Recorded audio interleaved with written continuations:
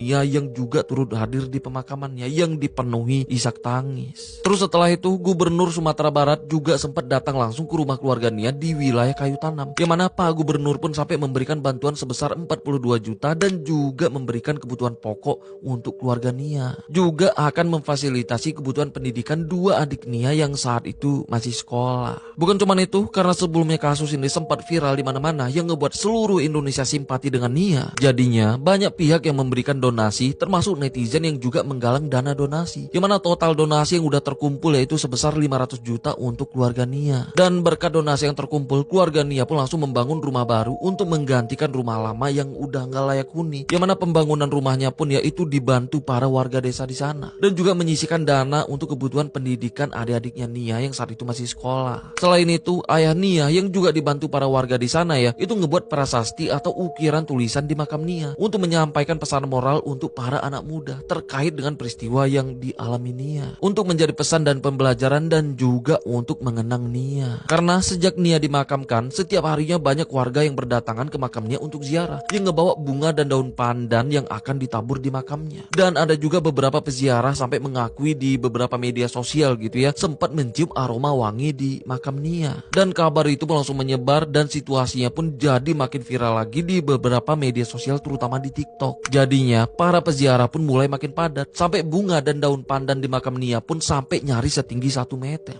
yang menggambarkan besarnya simpatisan untuk Nia.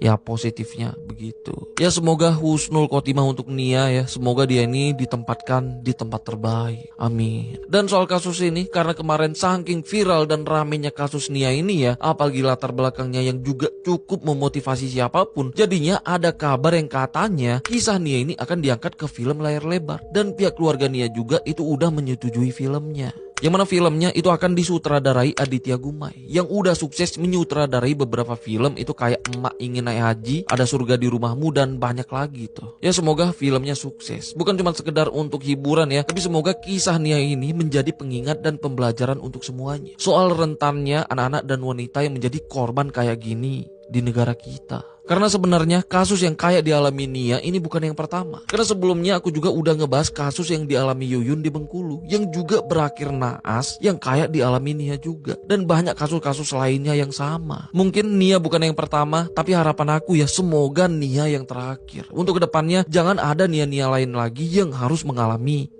hal yang sama. Amin. Oke lah, sampai sini aja pembahasan kita soal kasus ini. Sampai ketemu di kasus selanjutnya ya. Karena aku udah siapin beberapa kasus yang kayaknya harus kita bahas di sini juga. Oke lah, aku Rizky Wadiono. Bye-bye.